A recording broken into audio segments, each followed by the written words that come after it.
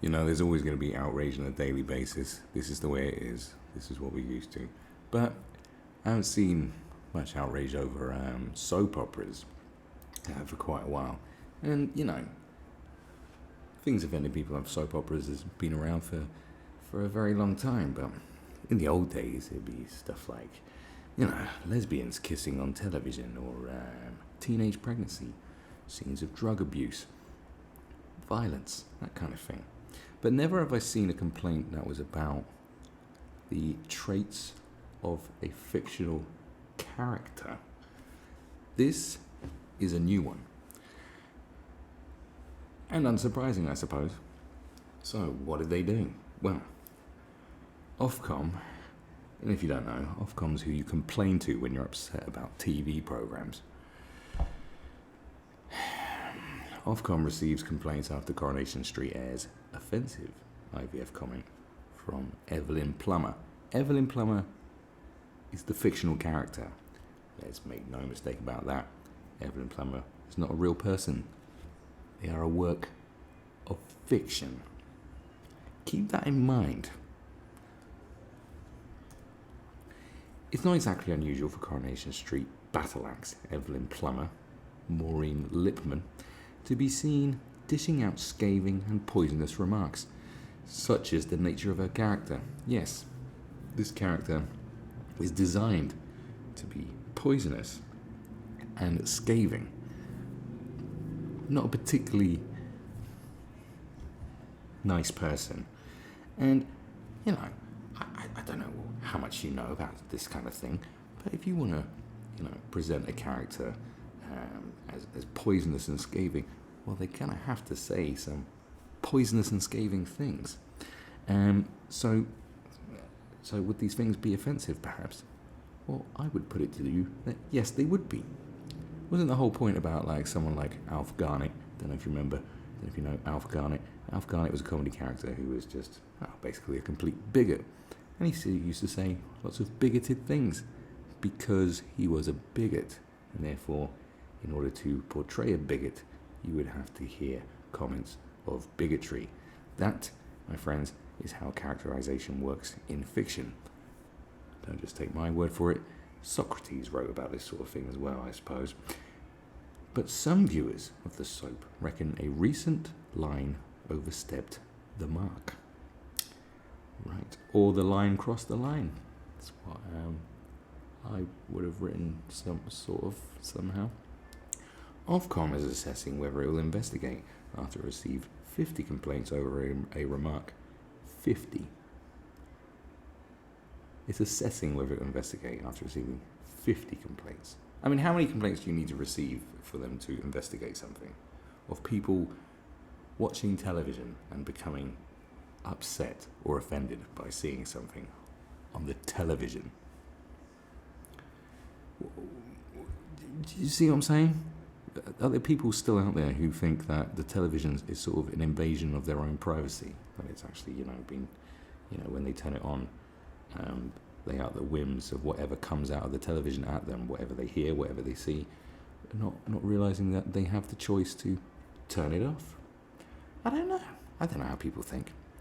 But let us not forget, whilst we're on the subject of soap operas, that you've heard countless stories from actors in big soap operas who have portrayed nasty and horrible characters or done something nasty and horrible in the show, say cheating on a loved one or abusing someone or even murder, who will find themselves at the end of tirades from the general public whilst they're out in public. You know, people going, "How dare you do that?" Yeah, because that's what people are like. They do that kind of thing. That's what people do. Anyway, 50 complaints over a remark Evelyn made in a scene which went unchallenged by other characters. Oh, that's the point. Now, because there was no challenge from characters. No, I don't know. I don't watch Coronation Street in years. I don't know. Maybe this woman is terrifying, and it's within the nature of the other characters not to challenge her because it's, she's just saying something horrible again. You know? She was discussing the recent birth of Gemma Winters, Dolly Rose Campbell, as if I care, quadruplets, and appeared to turn her nose up at IVF whilst doing so. She said, I'm quite surprised it made the paper, because you can't move for twins and triplets these days. At least she did it the old-fashioned way and not through, what's it, IVF? It's a comment from a fictional character there. A number of complainants on Twitter pointed out that the line lacks sensitivity to couples struggling to conceive, particularly as the scene was aired during Fertility Awareness Week. Well, for one, okay, you're going to hear stuff in real life anyway. Two, isn't it about time we stop getting rid of all these weeks? I'm serious, all these weeks. Like, there's a week and a day and a month for everything. For everything. Badger Appreciation Day, Steak and Blowjob Day. Do you know what I'm saying? Like, you know, Pride used to be a day, didn't it? Now it's a month. I mean, isn't it about time that we had, like, you know, a period of time where there wasn't anything going on that we need to be aware of? I mean, we're aware of enough stuff, aren't we? Isn't there enough stuff going on for me to be aware of that I need to be aware of something else? Well, today is, you know, it's fucking cat chemo day. Is it? Yeah. It's horse leukemia week. Do you know what I mean? Do I need to be aware of all this stuff? I mean, what am I going to do about it at the end of the day? Why do I need to be constantly aware of all these things? You know, why can't we have, like, stuff that's useful to be aware of, you know? Like, I mean, Fertility Awareness Week. Well, what are we supposed to be aware of? Like, surely fertility clinics should be making people aware constantly. Why have we got... I don't know. Do you know what I'm saying? Am I just nitpicking? I don't know. A spokesperson for the Fertility Foundation has also responded to the line. Well, anything to get your name in the news, I suppose. Tone Jarvis Mack said, "It's sad to see a popular show making such disparaging, got that word wrong twice, disparaging comments on a subject that affects 1 in 6 people who'd love to have a baby the old-fashioned way. I'd have hoped the researchers would have taken time to understand the emotional roller coaster couples are on when facing the fact that the only way to start a family is through IVF.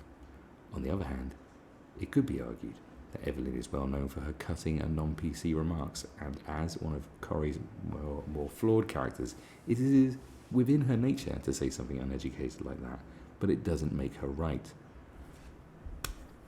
Oh my god, it's not about her right or wrong, is it? It's character. Like, come on. Like, however, the fact that no one in the scene pulled her up on the comment could be a key issue. You know,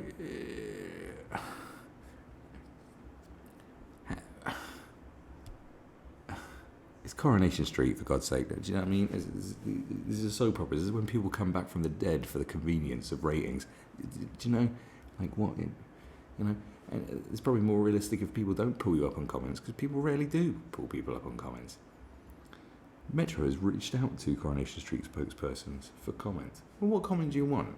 What are they going to say? Saying, "We're sorry," and that's it. And when you say you're sorry, it's never good enough. So what's the point? This is a whole pointless thing.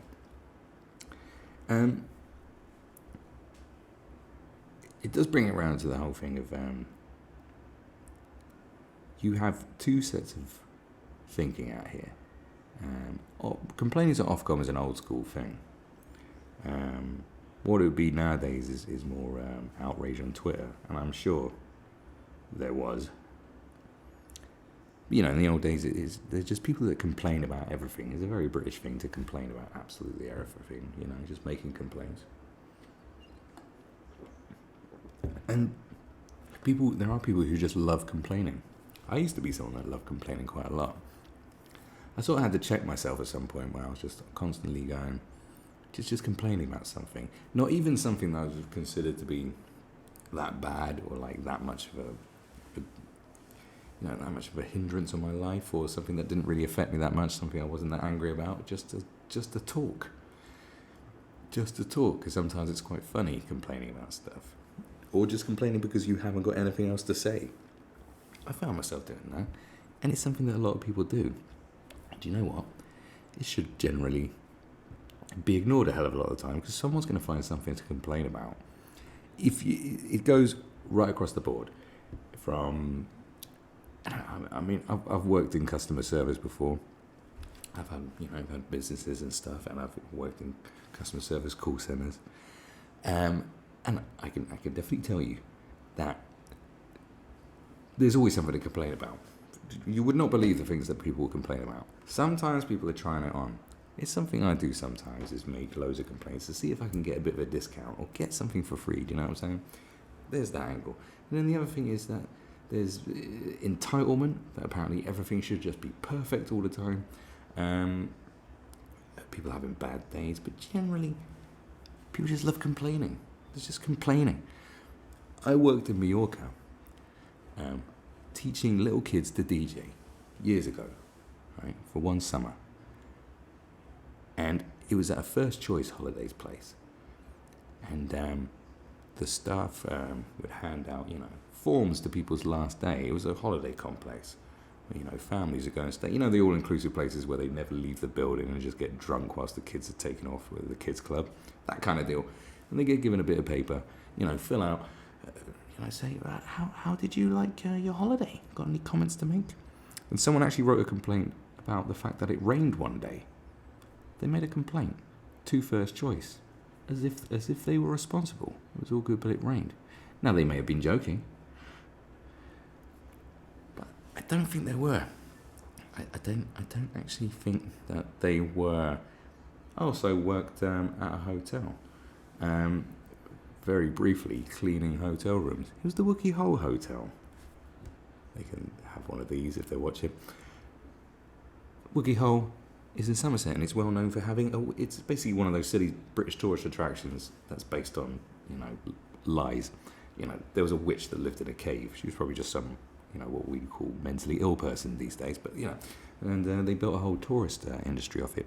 And they used to have an actress, don't know if they still do, who used to go around with green makeup on, pretending to be a very camp witch. And someone made a complaint one day that their children were very upset that they didn't get to see the witch, because they stayed there one day, because the witch only used to come around once a week or something, but they missed the witch. And they made a complaint that they didn't get to see an actress dressed as a witch whilst they were staying at a shit hotel. It is a shit hotel. You do not want to know what they do with those pillowcases. So there's the story, isn't it? And I think there's very good parallels between this and Twitter outrage, I suppose. The age we're living in where someone's got to be outraged about something. It's just another form of complaining, isn't it, at the end of the day? You're outraged, you're whining, you're complaining. It's an extension of that. It's an extension of that mentality of saying, I just need to say something just because I think I should. Do you know what? Sometimes you don't need to say anything, because does it affect your day that much? Not really. Do you need to complain about everything that happens to you? No. Do you need to kick up a stink about every little thing? No. Life is short and also long. It is too short to fuck around like that and complain about everything and waste your time. And it's too long. It's too long for us to endlessly hear about it, because it makes it feel like it's 1,000 years, a lifetime of all your fucking complaining. And at the end of the day, this is what characterization and fiction is, and therefore good and bad must exist. What sort of? Why do you watch a soap opera in the first place if you don't want any sort of conflict or drama? What?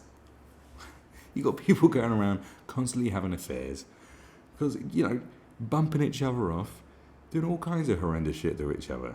Backstabbing, all just some really unsavory characteristics. Even your most beloved characters are having an affair or doing something like this or abusing someone. But this is apparently offensive. It's offensive to people who are on IVF. It's like, drama is bad. It has gone downhill enough as it is without this kind of shit dragging it even further down. Like, it needs, narrative fiction on the screen really is taking a hit at the moment, quality-wise. We don't really need any more shit to make it even shitter, especially these kind of complaints and stuff. It's about time everyone just chilled out and just went, oh, I didn't like that, and move on with yourself. Have a cup of tea,